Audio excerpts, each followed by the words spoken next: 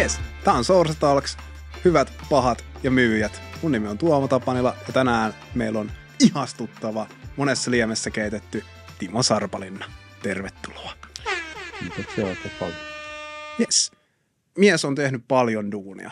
On vuosia kokemusta ja paljon mun mielestä semmoista niinku tislautunutta taitoa ja kikkailua, mutta niinku, tavallaan se, että nyt ollaan tässä pisteessä. Sä olit pienen sapattivapaalla, eikö niin? Joo, oli 1,5 vuotta pyöreästi. Joo. Mua kiinnostaa silleen tosi paljon se, että mikä sai palaamaan takaisin?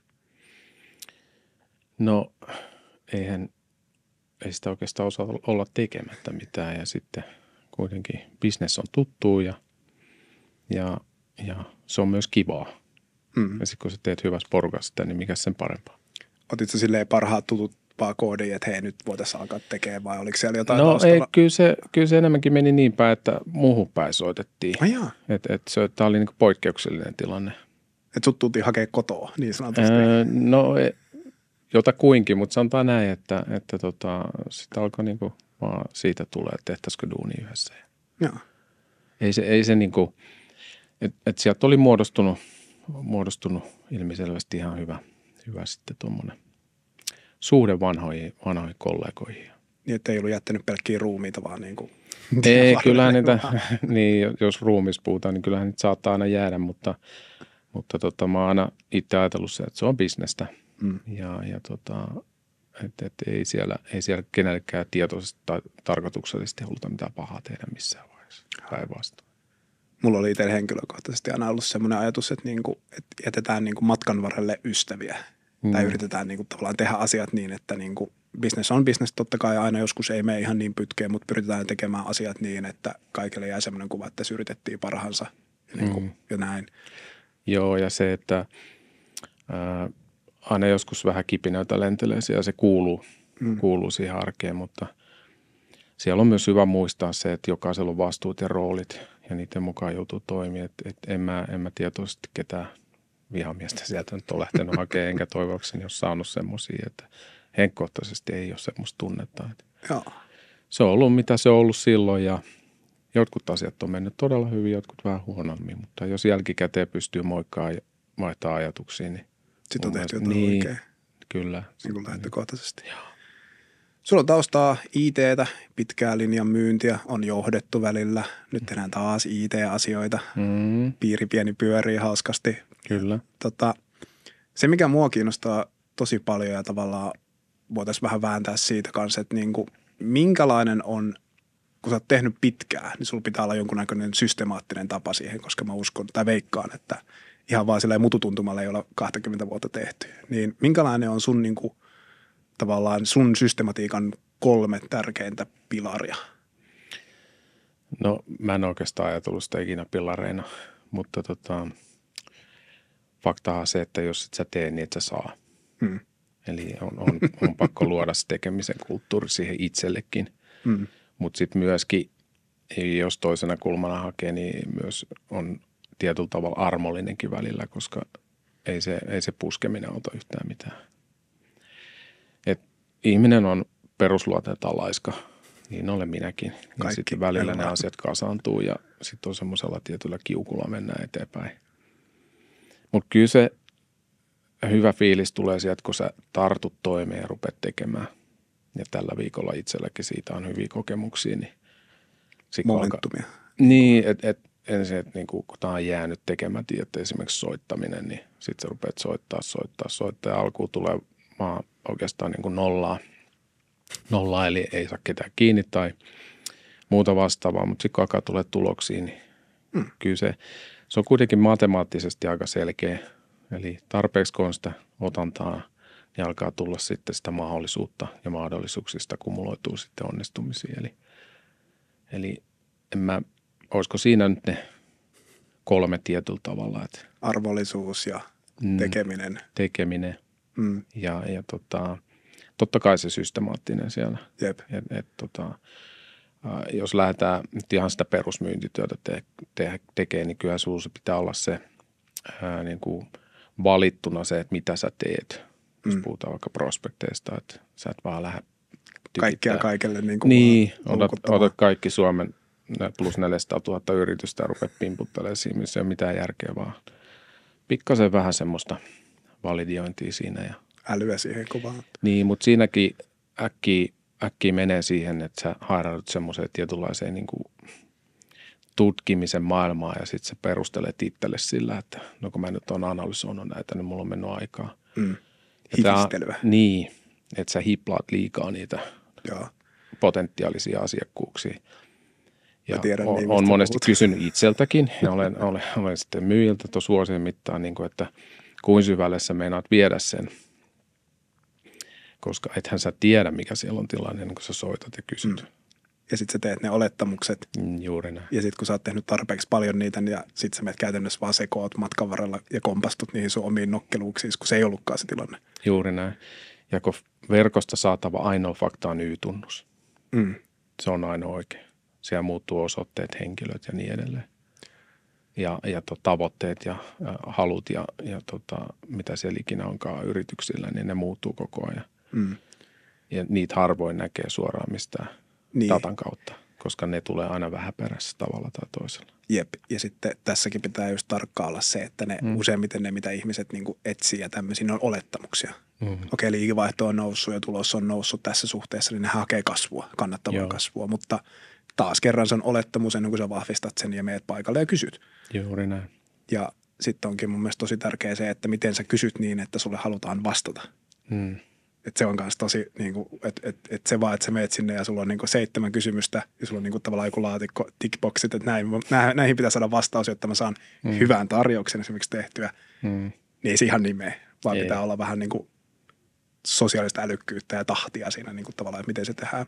Juuri näin. Sä pelaat oikeastaan sen hetkisen tunnelman mukaan, eli minkälainen tietyllä viesti sulle tulee sieltä jo. Ja sä joudut sen mukaan pelaamaan sitten, että äärimmilleen se viesti on sitä, että tulee heti luurikorvaan. Sen kanssa pitää vaan niin. Mutta sitten toinen viesti on se, että siellä on niinku ihan jostain syystä aivan yltiöiloinen ja positiivinen henkilö. Ja sehän luo sulle semmoisen mielikuvan, että nythän tänne työnnetään kaikki, mitä meiltä löytyy. Mutta sitten se kääntyykin ihan nutulleen.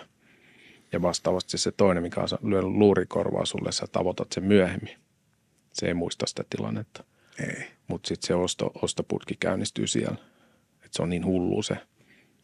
Ja sitten lähdetään muutenkin ylitulkitsemaan sitä siinä asiakashankintavaiheessa monesti sitä, että missä asennossa aurinko on ja näkyykö sitä aurinkoa ja missä asennossa kello on ja että nyt se varmaan just syö tai. Joo, ei sille voi olla nyt hyvä fiilis, kun tänään ei paistanut aurinko, niin. Just näin. Nyt se on perjantai kello 2 on varmaan jo mökillä. Ja. Joo, ei se, toi on niin klassinen ja, mutta siihen tossa niinku, kun tohon menee kaikki. Mäkin tunnistan sen. Mutta mä itsekin siihen. Jep. Ja se on hyvä tunnustaa, että siellä ja myöntää, että siellä tulee se armollisuus, että joo, mä olen vain ihminen. Mulle hauskin tapa kaivaa itteni tästä kuopasta yli oli se, että mä laskin, että kuinka monta euroa käytännössä jokainen puhelinsoitto, minkä mä teen. Että niin kuin, okei, mulla on myyntitavoite, niin mä pystyn periaatteessa melkein laskemaan, että jokainen soitettu puhelu vastas tai ei tuo 16 euroa. Sitten mä sanoin, okei, niin kuin, että no jokainen euro lasketaan, niin annanpa tästä niin kuin, niin se auttoi mua tosi paljon siihen. Mutta miten sä oot ratkaissut ton niin kuin itsellesi, mikä sulle on toiminut semmoisena motivaattorina, kun ei jaksaisi? No yksi hyvä, mikä on myös opittua historiassa, niin on se, että esimerkiksi sulla on joka päivälle 10 tai 20 uutta prospektia. Joka ikinen päivä. Soitat, ne oli tilanne mikä tahansa. Sitten sulla on siellä niitä callbackkejä, eli jotain tarjouksia tai muuta vastaavia, mitä sä soittelet. Ja sitten on niitä päätöksiä. Mutta yleensä lähdetään soittelemaan sieltä päätöksiä, että tulee hyvä fiilis. Jep. Ongelmasta tulee siinä, että sitten alkaa tulla oheistekemistä. Niin kun mun pitää tehdä nämä paperit ja mulla on sitä ja tätä. Tähän menee päivää. Ja niin. Tämä on tärkeämpää tekemistä. Juuri näin. Että tavallaan tuhotaan sitä työtä. Mutta voin rehellisesti myöntää, että en mä noudata sitä mun kaamaa. Mutta 80%. Meneekö se edes sinne asti? No sanotaan, että jos se on vähän vaihtelevaa. Edelleenkin korostaa, että mä oon ihminen. Ja kyllä vuosien mittaan on huomannut sen myyjissäkin, kenen kanssa on saanut toimia tuossa. Paljon hyviä ihmisiä ollut matkalla ja edelleen jatkavat myyntitöissä, niin näitä samoja keskusteluja käyty siellä. Mutta jokaisen menestyvän ihmisen takana on yleensä ollut se, että ne ymmärtää sen, että asiat on tehtävä, jotta päästään jonnekin. Toi on kyllä mun niin kuin kans itsellekin tullut vuosien aaltona tosi hirveästi niin kuin selväksi, että odottamalla ei onni saavu. Ei. Että kyllä se niin kuin mun pitää olla niin kuin tekemässä niitä asioita ja sitten vaan muistaa se, että just toi oheistoiminta on tosi tärkeää ja niin kuin, tai tavallaan, että se ei vaan mene siihen, että mä muistan ikuisesti, kun mä kirjoitin esimerkiksi oppariin, niin mä käytin 2 tuntia tuolin säätämiseen. Oli hyvin tärkeä tehtävä. Niin kuin. Se on sitä jännittävää oheistekemistä. Joo, ja tätähän löytyy sitten niin kuin seuraavaksi vaikka mitään, mutta sitten kun tavallaan vaan hyökkäsi siihen kimppuun ja oli sillä, että alkoi tekee, niin kyllä se sitten niin kuin menee eteenpäin. Kyllä. Ja mulle on tosi tärkeää, että kun aamu alkaa, niin heti. Ensimmäinen asia mä en mene tekemään sitä, että mä menen tekemään niitä oheistoimintajuttuja, kun piti aina tämäkin juttu, vaan se, että mä hyökkään siihen heti. Mä soitan ne ensimmäiset puhelut vaikka heti aamusta, jotta se pääsee käyntiin. Just näin. Niin se on kyllä niin kuin. Se on hyvä, jos sitä pystyy tekemään, mutta toisaalta sitten, että jos on liian orjallinen ja systemaattinen, niin kyllä mun mielestä se kärsii myös vähän sitten se ilo ja luovuuskin. Joo. Että on hyvä ehkä vähän rikkoakin niitä väliin niitä juttuja. On. Tavalla tai toisella. Ja mä tykkään myös siitä, että tässä just rikkomisessa ja se, että kukaan ei osta ankeuttajalta. Että jos sä saavut siihen palaveriin silleen, että niinku sä imet sitä energiaa pois ihmisistä ja oot siellä silleen, että kaikki oli vähän silleen, että no tää on kyllä vähän kalpea haamu. Ei totta kai tarvitse olla mikään semmoinen niinku mega, jos ei oo, mutta kuitenkin silleen, että vähän jäi positiivinen maku. Joo. Se yllättäen tuottaa tuloksia. Kyllä. Kyllä se yleensä asiasisältö ja se, että tuot lisäarvoa, niin sehän tuottaa sitä positiivista ilmapiiriä myös siihen. Että vaikka voi olla vähän jäyhä kohtaaminen muuten aluksi, mutta yleensä se lämpenee siinä pikkuhiljaa sitten. Joo, ja pitää myöskin olla just silleen itselleensä tosi rehellinen, että minkälainen on ja miten tykkää tehdä, että ei pakota itteensä tekemään semmoisella muotilla, mikä ei ole niin kuin luonteva. Joo. Ja siihen meni aikaa. Kyllä. Ja erilaisten ihmisten kanssa, kun saa toimia, niin sieltähän sitten niin kuin osaa löytää sen niin kuin tavallaan joustonkin itselleen, että sitten kun on oikein räiskyviä persoonia, niin kyllä se tempautuu mukaan monesti. Ja sitten ehkä vähän hiljaisempien kanssa, niin mennään sitten sillä asialinjalla ja joskus pieni hymynkare saattaa tulla jommalta kummalta, mutta yleensä se on sitä niin kuin viivataan ylimenneitä kohtia, että nyt ollaan käsitelty tämä. Joo, ja se on tosi tärkeä mun mielestä tunnistaa niin kuin se, että sä et lähde luukuttamaan sillä sun energialla, koska sitten niin kuin sit jännittävästi ei löydetä sitä common groundia. Jos meikä tuuttaa täältä ihan hirveässä etukenossa, niin se on niin kuin too much, vaan tavallaan se, että mä ainakin tosi paljon tarkkailen sitä ja säädän sitä mun niin kuin oman energian tasoa.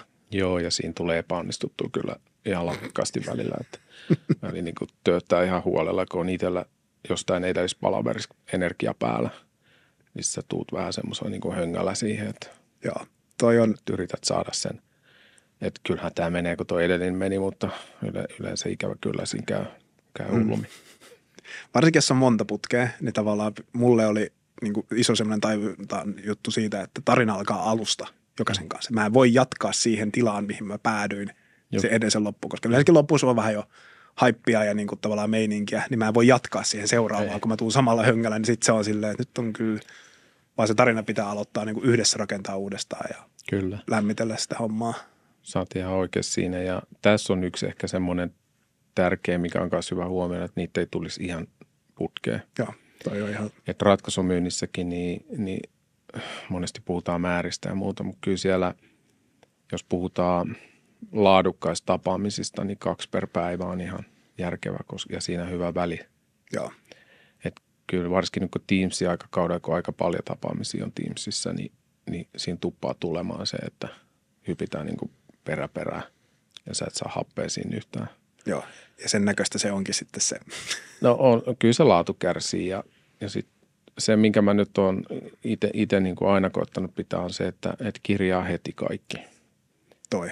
Joo, ja mä kokeilin sen kyllä tuossa yhdessä vaiheessa, varsinkin keväällä, että mä jätin niitä, että mä teen noista vähän myöhemmin. Kuinka monta teit niistä? Mä tein kaikki, mutta se aika oli paljon pidempi. Ja sitten mä yritin tulkita niitä omia hieroglyfejä siinä, että hetkinen, että mitäs mä oon nyt tässä tarkoittanut, kun kirjoittaa nopeasti ja paperille. Tykkään edelleenkin käyttää paperia. mä oon kans niin kuin tavallaan tämmöinen diginatiivi pitäisi olla, mutta mä kirjoitan paperille, koska jos mä kirjoitan koneelle, niin mä tuijotan sitä ruutua näin, lasittuneet silmät, mä en näe sua. Mä kirjoitan näin, niin ei sulla tule semmoinen olo, että mä kohtaan sut. Joo. Ja sitten toinen myös se, että mulla jää muistijälki niin kuin huomattavasti parempi. Joo, se on totta. Siitä, mutta sitten se sen niin kuin varjopuoli on se, että sitten niiden dokumentointi, koska se ei ole hyvä ratkaisu, että mulla on kaikki mun muistiinpanot tässä kirjassa, eikä siellä CRM:ssä, vaan ne tarvitsisi tehdä, niin siinä on niin kuin yksi steppi välissä, mikä mulla ainakin on, niin kuin, tätä mä oon yrittänyt itse jumpata omassa prosessissa paljon, että miten mä saisin suoraviivastettua Mutta se hyvä puoli on se, että sitten tulee myös mietittyä niitä omia hieroglyfejä niin kuin vähän parempaan muotoon. Niin se ei saa, koska silloinhan parhaimmassa tapauksessa saat jo puoliksi kirjoittanut sitä tarjousta. Kyllä. Kun sä teet ton niin kuin vaiheen kunnolla. Joo, kyllä mulla on nyt ollut se, että no se on selvää, että heti palaverin jälkeen mut lähtee muistioasiakkaalle. Joo, kova. Tosi kova. Et siinä on, mulla on rutiini siinä, onhan ne aika samanlaisia. Sama ei se... Että mä lisään sinne tekstiä ja muutan joitakin aikamuotoja. Joo. Mutta se on rutiini ja se lähtee. Ja sitten tietysti, kun on se ensimmäinen kohtaaminen tai tarjouskohtaaminen, niin tärkein on aina, että siellä on se kalenterissa se yhteinen merkintä asiakkaalla ja sulla. Käyttää kuka mitä tahansa nimikettä siitä, niin vähintään vartti. Että mä soitan sulle tuolla, laitetaanko kalenteriin. Joo. Kukaan ei koskaan sanonut, että ei laiteta. Vaan ne oikeastaan sanoikin, että hyvä juttu, että mä tiedän, että sä soitat sille. Jep. Ja toi on mun mielestä yksi klassisimpia ongelmia, kun jengi puhuu siitä, että keissit alkaa venyä, että mä en saa closettua niitä ja lalalala. Niin kuin pointti on vaan se, että sulla ei ole sitä seuraavaa steppiä. Ei ole. Ja sieltä tulee niin paljon puheluita läpi Jep. kyseiselle päättäjälle, niin se ei olisi kumminkaan sun numeroa tallentanut. Ei. Eikä se muista sitä. Ei. Vaikka itselläkin on aika helppo numero, että se on helppo muistaa. Onko sulla joku? Mulla on pirullinen loppu, 666. Tai meillä on itse asiassa molemmilla kollegan kanssa, kun myydään. Se on ihan hauska. Mutta ei tehdä mitään huonoja vitsejä tuosta noin suoraan. Ei. Joo. Mutta ehkä enemmänkin niin tossakin, kun sä teet sen kutsun sinne, niin sä annat jo semmoisen ammattimaisen kuvan siitä, että mä haluan hoitaa tämän sun kanssa loppuun. Jep. Ja mä joskus on vitsaillutkin, että mä laitan siihen kutsuun ja mä laitan, että mistä numerosta mä soitan, niin sä tiedät, mihin sä et vastaa sitten. Mutta kyllä ne aina vastaa ja sitten kun sä soitat ihan minuutille, niin se on aika niin kuin hauskaa, että ne on valmiina siellä. Kyllä ne on. Mutta sitten jos ne ei ole valmiina, että ne on myöhässä toisessa palaverista tai muusta syystä, niin ne soittaa takaisin. Jep. Ja toinen myös se, että tämähän on sun, kun myynti on se, että me voidaan puhua tosi paljon ja kertoa hienoja tarinoita ja näin, mutta loppujen lopuksi sehän vasta selviää sitten, kun lähdetään tekemään. Ja mä uskon, että teot puhuu tosi paljon enemmän. Kyllä. Niin jos puhutaan esimerkiksi projektin hallinnasta, että jos ei sieltä tule sitä kalenterikutsua edes myyntiprosessissa, niin paraneeko se mukaan jännittävästi siitä eteenpäin? Ei se kyllä mun mielestä. Että kyllä se pitäisi antaa jo siinä myyntivaiheessahan sä annat kuvan itsestäsi. Yes. Eli mä oon aina sanonut, että myyjä on oma itsensä brändi. Eli hän tekee itsestään just sellaisen kuin tekee. Ja se myy tai ei myy. Mutta se, että kun hän tekee itsestään tuommoisen positiivisen kuvan ja sitten se orgaani toimii samantyyppisesti, eli on tuommoinen, voisiko sanoa tahdikas, niin kyllähän se luo semmoisen luottamuksen kuvan ja kulttuurin aika nopeasti siihen yhteistyöhön. Ja kyllä mulla on jäänyt semmoinen kuva, että meidän asiakkaasta on tullut semmoinen viesti, että ne tietää, että toimitaan hyvin niin kuin tahdikkaasti ja sovitun mukaisesti.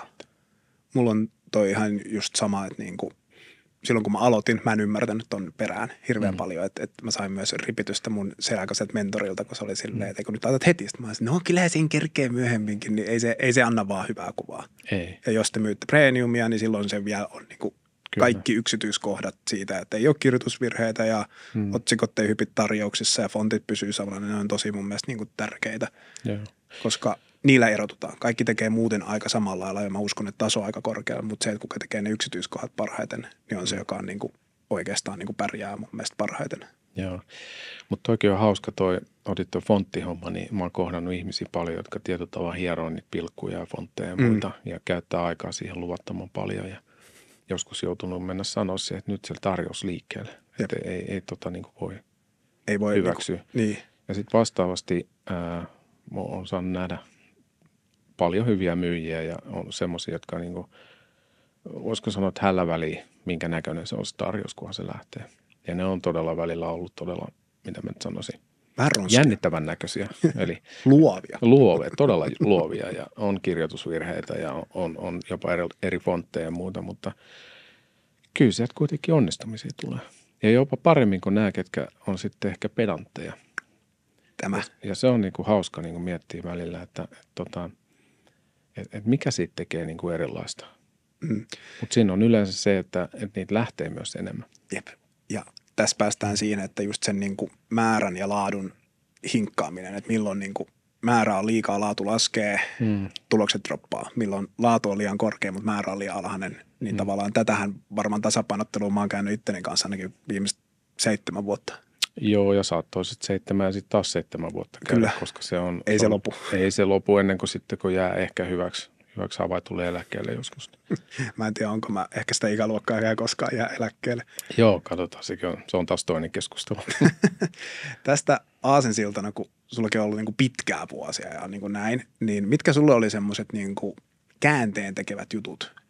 Et kun tämän mä niin kuin kräkkäsin, tämän asian tässä myynnissä, niin tulokset alkoi kasvaa. Mä oon ihan aika kerran ollut yrittäjänä 90-luvulla.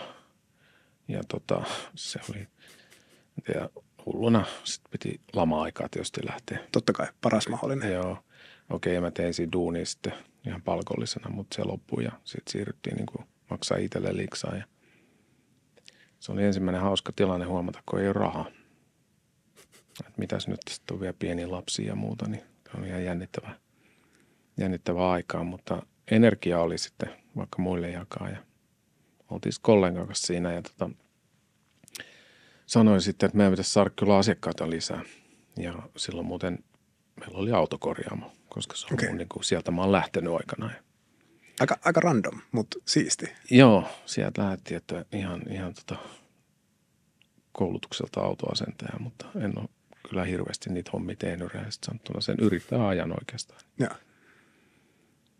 Toki harrastuksena edelleenkin, mutta se oli hauska sitten, kun todettiin, että nyt pitäisi rupea tekemään jotain. Ja mä sanoin kaverille, että meidän pitää rupea soittelemaan. Hän ei soita ainakaan mihinkään. Mä no niin, ei kai siis mitään. Ja itse piti aloittaa se. Kyllä mä muistan ne ekat puhelut, että silloin vedettiin vielä lankapuhelimilla aika pitkälti. Että kännykät oli jo tullut, mutta lankapuhelimia käytettiin, koska se oli halvempaa. Ja ne ensimmäiset, niin ne oli niin kuin järkyttäviä vapinasäästyksellä soitettu puheluita ja ilman mitään niin kuin kokemusta, sparrausta.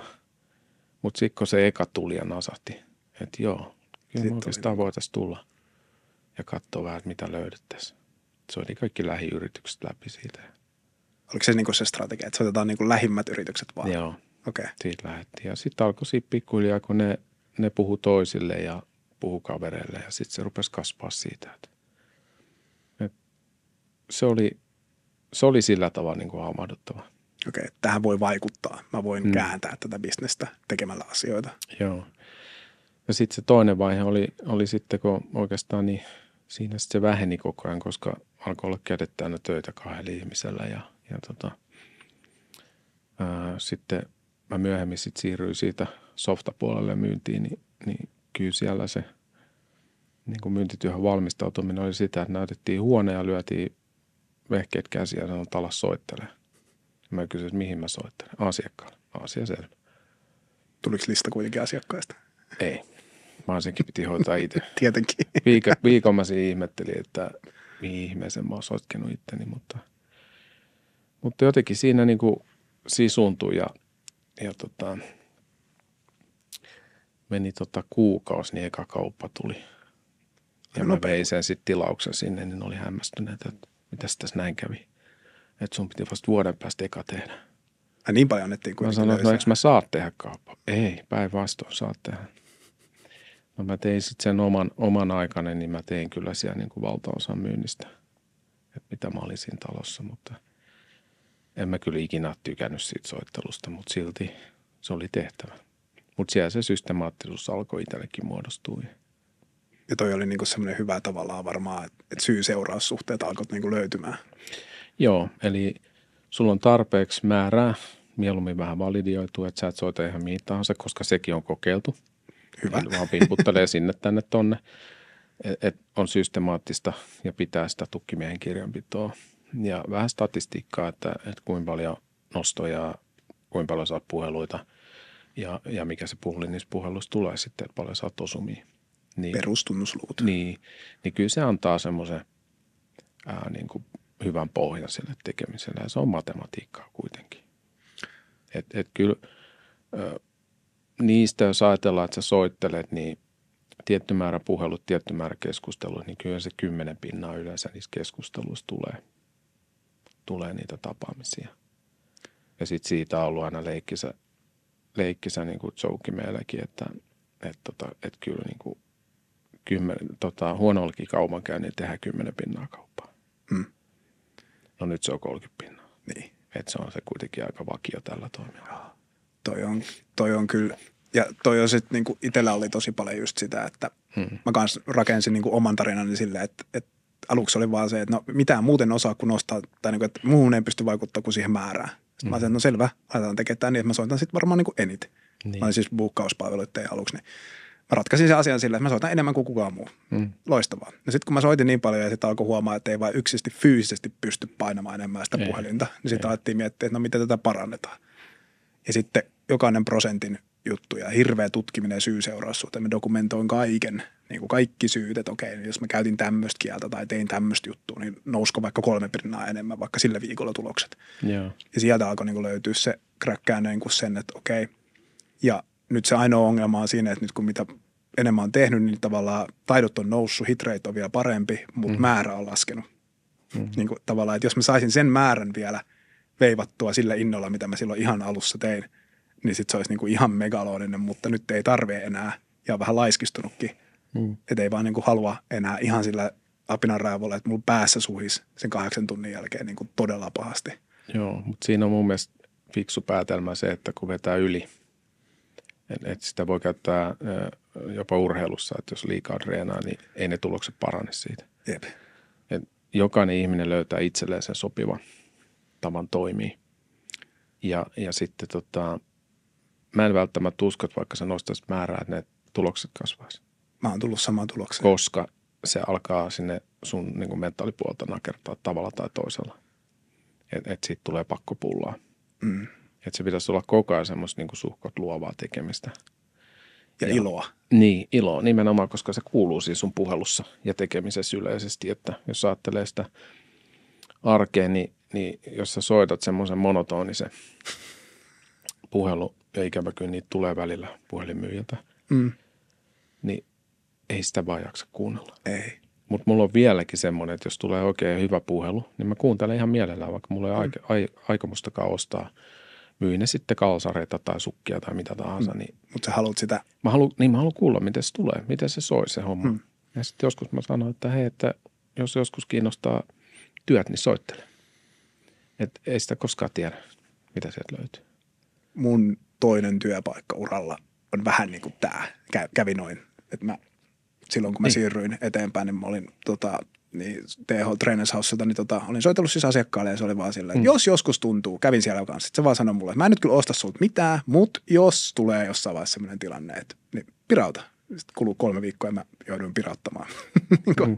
Mutta toi on tosi tärkeää, että tavallaan, ja nyt myös se, että niin kuin pysyy inspiroituneena, että se on kaikista mun mielestä vaikeinta tässä hommassa, että sit kun sä niin kuin hierot yksin siellä sun poterossas, ja niin kuin jossain vaiheessa se inspiraatio loppuu. Ja sitten on tosi tärkeää, että tapaa uusia ihmisiä, jotka tekee periaatteessa samaa, mutta vähän nyanssierot. Esimerkiksi kuuntelee vähän eri juttuja. Just näin. Ja löytää, että hei, toi teki noin. Mun ei tarvitse kopioida sitä, koska yleensä käy se, että jos suoraan kopioit joltain jonkun maneerin, niin se saat ainakin vähintään, se voi tulla yhtä hyväksi kuin se, jolta se kopioit, se mutta ei ainakaan paremmaksi, jos sä teet samalla tavalla. Jolloin kysymys on siitä, että miten mä voin twistaa tämän itselleni sopivaksi.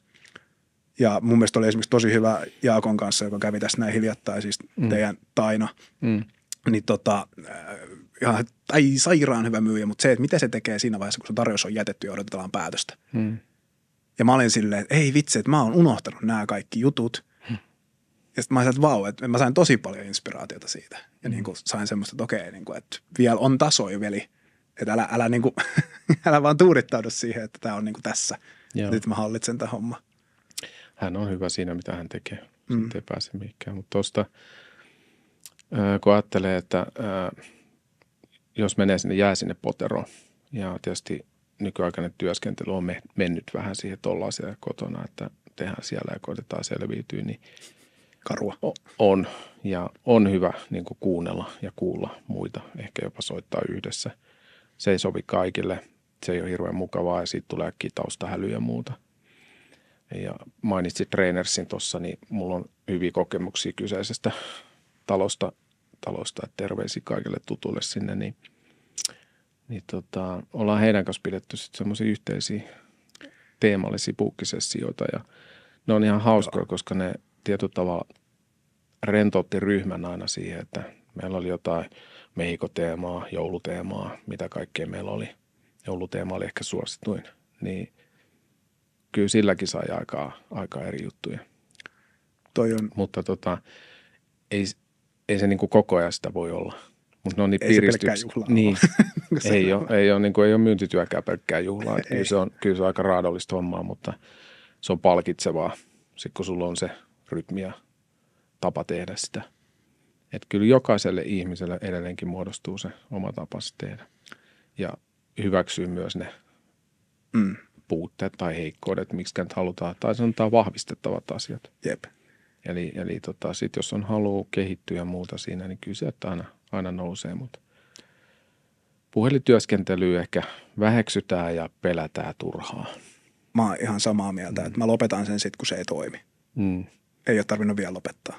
Ei, ja vaikka sulla tulee joskus semmoinen tunne, niin sä lopetat siltä päivältä. Mutta sitten sulla on huomenna niin yhden yön jälkeen hyvä tunne, niin todennäköisesti saat taas, että eiköhän lähdetä taas kyllä, ja ruuvaamaan. Mun mielestä se on tosi tärkeää, että on systematiikan pelastava voima on myös se, että mä näen, että tai aina ajatella, että sit jos tulee paljon turpaa, sitten mä ajattelen, että hei, mä oon lähempänä onnistumista nyt. Koska nyt mä oon ottanut, jos sanotaan, että vaikka mun hitreitti on keskimäärin tainnut olla 49 pinnaa tai 48 pinnaa niin kuin, tapaamisesta tai soitosta tapaamiseen, niin sitten kun mä saan 5 putkea turpaa, niin sitten mä oon sillä, että okei, nyt ollaan slumpissa, mutta seuraavat 5 on varmaan ne, jotka vastaa ja sanoo, että kyllä. Ja mitä enemmän mä otan vielä vaikka turpaan, niin sitten mä oon että okei, vielä parempi kohta se tulee se niinku onnellinen. Mutta jos mä en ikinä mittaisi sitä tai merkkaisi sitä, niin se menee. Tuosta soittamisesta niin mun mielestä on just tosi tärkeä se, että se energia ja se tavallaan, että jos se just tuntuu pahalta, niin mä tarvin aina vertaistukea tosi paljon. Musta helpottaa tosi paljon sitä omaa. Ja mä teen myöskin friendien kanssa silleen, jotka on myyjiä. Mä sanoin, että nyt kun on tätä Teams-aikakautta ja sinä istut himassa ja minä istun himassa, niin minä tulen nyt istumaan sinun olohuoneeseen. Ja me soitettiin omia juttuja. Ja otettiin vähän skabaa siinä. Niin kuin, että periaatteessa sama, mitä tekin olette tehnyt silloin Trainersin aikaa tai DNA-aikaa Trainersin kanssa. Me tehtiin vaan ihan niin kuin friendien kanssa. Joo, mä oon tehnyt sitä muissakin yhtiöissä tuossa heidän kanssaan, että se on hyvä tapa tuoda vähän eroa. Mutta silloin myyntitiimit oli erilaisia, että DNAkin myyntitiimissä oli 10 ja 16 välillä ihmisiä. Se on tosi monta. Niin siinä kuitenkin piti sitten saada semmoinen yhteinen tekeminen. Ja siellä oikeastaan kaikki onnistui, koska se myös koitettiin rakentaa niin, että se onnistuminen oli mahdollista. Kuinka paljon te peukaloitte sitä vai niin kuin? Ei me peukaloitu tuloksia, mutta prospektilistaa peukaloitiin niin, että se oli hyvin lämmin. No mutta hei. Please sano, että teette niin, että teille omalle jätettiin ne parhaat ja sitten TH:lle annettiin se ei niin lämmillistä. Kyllä, joo, ja yhdessä keississä TH-kaverit oli soittamassa mukana sitten, että se oli ihan hauskaa kanssa. Tai itse asiassa 2 taisi olla. Mutta kaikki sitä voi kokeilla ja ihmetellä ja vääntää ja veivata ja ei niin kuin mitään metodia ole poissuljettu. Että ihan sama, vaikka olisit missä tekemässä laiturinnokassa tai torilla tai tuulla. Jos se toimii sulle. Niin, kunhan se toimii sulle. Itsellä on semmoinen, kun mä oon puhelimessa, niin mä en pysty olemaan paikalla. Ja. Mä lähdin heti ravaamaan himassa edes takaisin. Mun 2 kerroksessa vielä kämpä, niin vedät sä ylös alas? Ylös alas. Tosi nice. Siinä tulee portaita aika paljon. Et paras askelmäärä taisi olla 12 000 kerran päivässä, kun veti himassa edes takaisin. Kyllä se kävi liikunnasta. Joo. Mulla on näihin soittamiseen just niin kuin tullut semmoisia juttuja taas Trainers House juttui, Max Henttu puhuu siellä tosi paljon, varmaan tuttu mies. Max on hieno mies. Joo, niin se puhuu flow-tila-ankkureista silloin. Niin mulla on siis semmoisia juttuja jäänyt, että mulla on esimerkiksi oikein korvan takana kynä ja sitten mulla on semmoinen jumppakeppi kädessä, sitten kun mä soitan lujaa. Ja ei lähde. Jos näitä ei ole, niin mä en pääse siihen flow-tilaan. Ja sitten se on joka ikisellä toimistolla, missä mä oon ollut, niin kaikki aina kiroilee, kun meikä hyörii semmoisen kepin kaa tuolla. Niin kun, mä pyörittelen sitä ja tiputtelen sitä, niin se on tosi silleen näppärää. Niin jo. Et mulla on niin kuin vielä pahempi kuin sulla, että niin kuin, mä oon semmoinen kävelevä katastrofi silloin, kun mä oikeasti painaa sitä puhelinta. No, sä voit kysyä mun rouvalta. Mä just mietin, että onko siellä niin kuin himas silleen. Nyt no se on ollut himas tuossa välillä ja voi sanoa, että se on väliin sanoa, että mene sinne mökkiin suutamaan. Eli mulla on oma työhuone. Joo. Tarvit kävelymato. Mitä? Tarvit kävelymato. Mä tarvisin jo. Se olisi itse asiassa hyvä idea. Mä oon miettinyt, että himassa olisi juoksumatto tai kävelymatto, niin voisi vetää siinä. Se kävelymatto on oikeasti ihan niin kuin kuningas ollut. Monet, jotka on tätä samaa breedia niin kuin mekin, että niin kuin pitää vaan ravata ja häslätä samaan aikaan, niin on just se, että sit sä et ole siellä ihan joka paikassa juoksemassa. Niin kannattaa kyllä ottaa en mä ole Teamskään, jos meillä on sisäinen palaveri. Joo. Mä pyörin koko ajan ympäri kämppää. Väliin mä käyn näyttää naamaa kamerassa ja sitten taas mä lähden hyrräämään ympärissä. No, mutta se on hyvä. Mulla on myös näitä tämmöisiä hauskoja, koska musta tuntuu, että myyjät on aina vähän semmoista omanlaista rotua. Se on vähän levoton tsakki. Joo, levoton tsakki. Ja stereotyyppisesti vielä tosi kovin puhumaan ja näin. Kyllä. Niin mun ajattelun paras tuotos on se, että mun pitää pitää flappitaululle. Sitten kun aletaan niinku tavallaan oikeasti miettiä se, että tarvitaan flappitaulu ja mahdollisimman iso. Sitten tulee ihan hirveätä suheroa vaan piirrettyä. Se on hyvä. Mulla on itse asiassa nyt hima ollut tuossa pitkään, että mä hommailla flappitaulu siihen, mutta sitten meidän sisustuksesta vastaavana vähän ollut toista mieltä asiasta, vaikka se onkin mun työhuoneessa, mutta mä oon myynyt itselleni sen työhuoneen jo. Ja siinäkin meni tovi, että mä sain piti vähän lämmittää prospektia tässä niin, no se oli, taktinen veto oli se, että keittiöpöydälle levitti kaikki näytöt ja muut ja siihen rupesi kasaantua romua, niin sitten löydettiin niin, se alkoi pikku, ja se kyllä se loppupeleissä oli hyvä muutenkin, että mulla on oma työpiste ja on sitten sähköpöydät ja systeemit, niin että kyllä se, jos mennään lyhyesti työergonomiaan, niin kyllä silläkin on merkitystä, että päivä, jossa tuherat siinä näytön ääressä, niin on hyvä, että pääsee väliin seisoon ja myyjillä on hyvä, kun pääsee kävelemään puhelimen kanssa. Niin. Joo, kyllä se on. Ja sitten myös niin kuin, mun mielestä on tosi tärkeää, että niin kuin ammattilaisilla on ammattilaisten välineet. Mua naurattaa aina ihmiset, jotka tekee pienet läppärin näytöltä näin. Ja sitten ihmetellään, että on kaikki ihan kierrossa. Ja niin kuin, tavallaan esimerkiksi prospektoinnissa 2 näyttöä on mun mielestä ihan ehdoton. Niin ja tämmöisiä juttuja. Joo, nimenomaan. Itse käytä 2 näyttöä. Meitä taitaa kaikilla olla nyt tuplanäytöt. Jollakin voi olla jopa enemmänkin niitä, mutta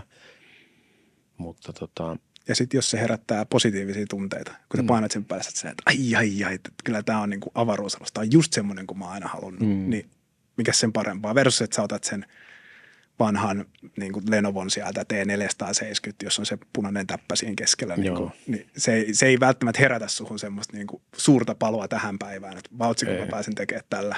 Ei, että jos tuossa läppärillä joutuisi tuhertaa tämmöisessä asennossa koko päivän, niin olisi kyllä aika jumissa ja sitä taas hieroja kiittäisi siinä vaiheessa, kun menee taas kuukauden päästä. Joo, toi on. Mutta se on ihan, jos ajattelee sitä myyjän arkea, niin että sulla on oikeanlaiset välineet myös siellä. Ja sitten sulle annetaan mahdollisuus siihen onnistumiseen, eli mikään ei ole esteenä sille. Ja myös sitten tuetaan sitä onnistumista. Ja kyse on myös itsestä. Eli sulla on mahdollisuudet ja välineet ja sä saat tukea siihen sun onnistumiseen. Niin kyllähän se niin kuin rata aukenee aika nopeasti, että sitten alkaa tulla tuloksiakin. Tietysti kun tulee aina uusi henkilö, niin pitää olla kärsivällisyyttä. Ja pitää olla kyky arvioida, että siinä menee pitkään tietty aika. Toista ottaa nopeammin se toista menee vähän pidempään siinä. Mutta kaikille on yhteinen nimittäjä, kun jaksaa tehdä, niin ne tulokset on siellä. Ja ratkaisun myynnissä, niin kyllä se fakta meilläkin on ollut tuossa vuosien mittaan, mitä on nähnyt, kun on pitkään ollut, niin että kyllä siitä vuosi menee ennen kuin alkaa se myynti käymään niin kuin kuuluu. Mutta sitten sekään ei ole vielä systemaattista, vaan se on semmoista aika pitkää aaltoa, että mennään ylös alas koko ajan.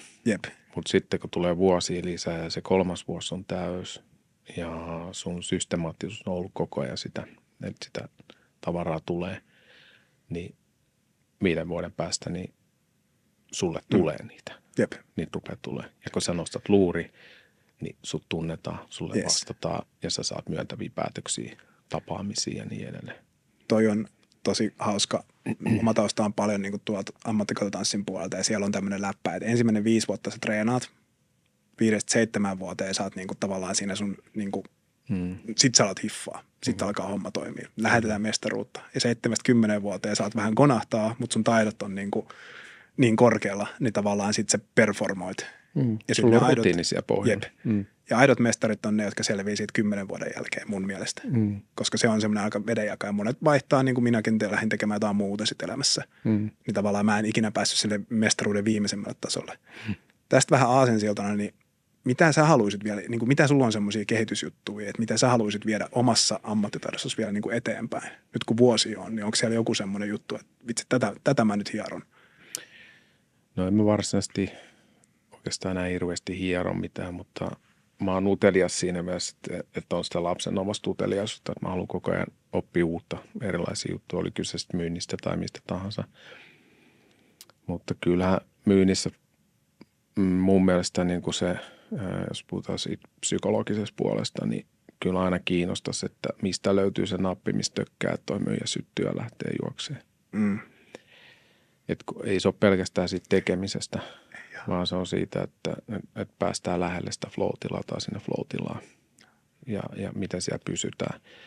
Ja sitten totta kai vielä sitä kärsivällisyyden opettelua, että kyllä mä itsekin välillä on kärsimätön tosi rankasti. Ihmisiä vai asioita kohtaan? Ihan kaikkea ja varsinkin itteeni kohtaan. Eilen itse asiassa just rouva sanoi mulle, että kun sä oot niin malttamaton, että pitää heti kaikki osata. Niin. Kun opettelee jotain uutta asiaa, niin mä kuulun kanssa siihen samaan breediin, että kun lähtee tekemään, niin kyllähän tämä nyt pitää onnistua. Niin kuin joka ikiselle muulle ihmiselle sanoin, että luultavasti ekalla ei onnistu. Niin mutta sitten itse on se, että no ei kyllähän niin kuin minä tämän kräkkään ja minä tämän hoidan niin kuin, ja pääsen eteenpäin siinä niin kuin hommassa. Ja sitten se, että kyllä se vaatii niin kuin 100 toistoa. Joo, ja pitkiä toistoja vielä sitten ja toistoa koko ajan, niin kuin sulla on systemaattista koko ajan. Et kyllä se on asia kuin asia, niin pitäisi olla kärsivällinen. Joo. Ja ehkä, jos sanoisin, niin sitä pitää opetella koko ajan. Että sä jaksat olla kärsivällinen. Mutta kyllä mä sanoisin, että kun ikää on tullut, niin sitä on myös tullut enemmän lisää. Onko hoppu vähentynyt? On. Ja sitten se, että ei niin kuin riahannut niin nopeasti eri asioista, että jos 30 oli suhteellisen niin kuin nopeasti lämpeni, jos näin voi sanoa. Ja saattoi niin kuin tulla sanatkin aika tiukasti ulos, mutta nykyään ei jaksa enää niin kuin riahantua monestakaan asiasta. Paitsi itselle tietysti. Että, niin, no joo. Se oma sisäinen puhe on varmaan sillä samalla tasolla kuin silloinkin. Niin, kyllä, että pitikö noin tehdä? Niin. Oliko ihan pakko? Niin, taasko sä oot täällä? Niin. Eikä me sovittu, että ei tehdä mennä tähän kuoppaan enää. Joo. Mutta sitten tietysti aina ollut kiinnostunut terveydestä ja siitä, että niin kuin jaksaa tehdä, niin sen oppiminen ei koskaan lopu, että koittaa niin kuin pitää itsestään huolta. Ja sitä mä oon oikeastaan kaikille sanonut, että jos ei se oma jaksaminen ole kohdillaan, niin ei niiden tuloksien perään niin voi niihin haikailla, mutta ne on niin kaukana. Koska siellä ei riitä, niin kuin, sulle ei riitä energia, sulle ei riitä oikeastaan enää se oma tahtotilakaan siihen. Yes. Ja vähintään se usko. Että se usko rupeaa hiipua huomattavasti nopeammin, kun sä oot väsynyt ja oot niin kuin vaikka jatkuvasti sairastaa muuta. Kyllä se pointti on, että tämähän on turpaanottolaji. Tämä on vahvasti sitä. Myynti on niin kuin, mutta en tiedä. Ehkä tässä on enemmän kyse siitä, on tainnut Arman Alitsat sanoa joskus, että ei ole kyse siitä, että kuinka monta iskua ottaa vastaan, vaan kuinka monta kertaa nousee ylös sieltä. Jep. Että siitähän se on kyse. Ja niitähän tässä tulee. Joo. Ja niitä tulee niin kuin ihan yllättäviltä taholta, että sä oot 100 varma, että tämä on niin kuin, nyt tulee kauppa. Joo, 100 varmaan kauppaa ei ole ikinä. Ei. se on semmoinen myyttinen yksisarvisen kaltainen olento, mikä kyllä liikkuu monissa myyntiin. Mulla on tänään meinaa yksi luvattu päätös, katsotaan miten käy. No, mutta päätöksen sä ehkä saat. Se on annettu suullisesti se päätös, että lähdetään. Joo. Mutta tuleeko se päätös niin kuin nimi pahviin? Niin. Joo. Ehkä tällainen niin kuin loppupuolen viimeisempänä niin kuin vetona, niin mihin suuntaan biot on menossa? Tai siis silleen, että mun mielestä on niin kuin tosi hauskaa ja niin kuin tavallaan se, että te olette mennyt IT-alalle niin kuin tekemään sitä, mitä te osaatte. Teillä on superkova poppoo siinä, niin kuin kovat tekijät. Kyllä. Niin tässä vaiheessa uraa, mitä te haluatte saavuttaa? Mikä se sun niin kuin, tavallaan, mitä se itse ja mitä te haluatte Biotilla saavuttaa? No kyllä me tuodaan enemmän sitä että asiakkaat ymmärtää sitä, mihin ne rahansa laittaa ja ymmärtää huolehtia omasta turvallisuudesta, yrityksen turvallisuudesta. Me puhutaan hieno termi kyberturvallisuus, mutta kyllä mä käyttäisin turvallisuussanaa, koska jos puhutaan yleisesti tietoturvasta, niin kyllä suuri uhka tulee ihmisestä. Ja ne jännittävät pirulaiset säätää koko ajan siellä kaiken näköistä. Niin miten saadaan se kombo toimimaan, että ihmiset, laitteet, sovellukset ja se koko ympäristö toimii ja soi nätisti, niin kyllä me ollaan siinä saatu hyviä vasteita. Siellä on lukuisia eri toimenpiteitä, mutta on kiva myydä palvelua, joka selvästi antaa asiakkaalle arvoa. Tulee itselle hyvä fiilis siinä, että hän niin kuin hoksasi. Että ei tämä ollutkaan niin vaikeaa. Että olikin oikeasti aika helppoa. Itsestä on tehty vähän semmoinen, mitä mä nyt sanoisin, semmoinen ihme ameba, mistä ei saa kiinni. Mä tiedän, mitä sä puhut. Joo, mutta ei se oikeasti ole. Se on loppujen lopuksi aika simppeli laji. Pitää vaan ymmärtää siellä, että miten se on niin kuin järjestetty, mikä on se tilanne sillä hetkellä ja on ne varautumiseen liittyvät elementit olemassa. Erilaiset toipumissuunnitelmat ja muuta, koska ei kannata lähteä siihen, että ei meille mitään tapahdu, koska se tulee sisältä aina. Jep. Ennen mitä myöhemmin tapahtuu. Joo, kun ihminen tekee jonkun väärän valinnan, klikkaa väärää linkkiä ja lähtee touhumaan siellä. Niin Sitten mennään ja sitten yleensä, niin ne on aika niin kuin isoja vahinkoja. Että onhan meillä pakko nostaa aina tämä case vastaamo, niin se on äärettömän niin kuin surullinen, mutta opettavainen samalla. Siinä tuli liikaa vahinkoa täysin viattomille ihmisille. Ja kun ne olisi voitu oikeasti välttää. Joo, kyllä se oli mielestäni niin kuin tosi brutaali ja tällainen. Mutta toi on mun mielestä tosi siistiä, että mun mielestä teillä on niin kuin oikea asenne tavallaan tuohon, että mitä te teette, koska niin kuin voisi tehdä hyvin eri tavallakin ja niin kuin hyvin eri kulmalla. Mutta vielä kiinnostaa se, että mitä sun tulevaisuudelle, tai niin kuin, että mikä haluat sä olla niin kuin päästä vielä myyjänä ja seuraavalle TV:lle, vai haluat sä jatkaa niin kuin toimitusjohtajana vai niin kuin uuden sukupolven kasvattajana vai niin kuin mikä se sun niin kuin tavallaan toiverooli on tästä eteenpäin? No kyllähän myyjänä kasvaa väkisinkin ja saakin kasvaa sinne. Pitää kasvaa. Niin, pitää kasvaa sinne ja on antanut itselleen luvan kasvaa siinä, mutta kyllä mä myönnän, että mun halut enemmän on kehittää niin kuin sitä liiketoimintaa ja lähteä sieltä niin kuin hakemaan uusia juttuja, että millä saataisiin lisää fiksua palvelua Suomi Oyn yrityksille ja turvattuu sitten tässä kaiken metelin keskellä se business siellä jokaiselle. Että se kuitenkin se arki, niin se pyörii sen jokaisen yrittäjän, päättäjän ja tekijän kohdalla siellä siinä bisneksessä. Ei niillä ole aikaa miettiä välttämättä näitä. Niin meidän rooli on sitten se, että me tuodaan sen mahdollisimman helposti pureskeltavaksi siihen arkeen. Ja purkata sen silleen. Niin, eli ymmärrytetään ihmisiä paremmin. Yleisin haastehan siellä on, että ei ole ymmärrystä. Ja kun ei ole ymmärrystä, ei osata toimia. Ja silloin, kun tämä ei kohtaa, niin sitten ei myöskään tehdä mitään, vaan sitten eletään tilanteessa, että toivotaan parasta. Mutta sitten kun ymmärretään, niin sitten on loppujen lopuksi on aika simppeli korjata asioita. Ja kyllä sillä puolella niin kuin on jatkuvaa kehittymistä. Tämä menee niin rajusti eteenpäin. Mutta tietysti itse toivon, että meillä on ollut hyvä vauhti päällä nyt, mutta me kasvetaan maltillisesti ja terveellisesti. Eli kaikki menee niin kuin on suunniteltu ja voidaan työllistää ihmisiä enemmän koko ajan. Et kyllä me tulee aika lauma myyjiäkin olla jossain vaiheessa. Se on kyllä kova. Joo, että niitä tarvitaan. Tämä toimiala ei toimi ilman myyntiä. Toimiko mikään? Ei toimi. Mä olen vähän huolestunut tuossa, kun tuo lamasta höpötetään kaikki, että sitten lopetetaan sitä ja tätä. Ja niin mä aina sanon, että älkää nyt hyvät ihmiset myyntiä ainakaan lopettako. Että silloin pitäisi lisätä vauhtia ja silloin pitäisi lisätä luuria ja silloin pitäisi lisätä kohtaamisia. Ja vaikka niitä kauppoja ei tule, mutta olette valmiina silloin, kun rata aukeaa taas. Jep. että ollaan ensimmäisten joukossa. Silloin on turhaa lähteä niin kuin sieltä peräjuoksulta yrittää ottaa kiikko, muut on menossa jo siellä. Ja sitten just se, että kun meistä ei kukaan tiedä, milloin se rata aukeaa, niin ole siellä valmiina radalla. Just näin. niin koska ne muistaa ne asiakkaat, että okei. Kyllä.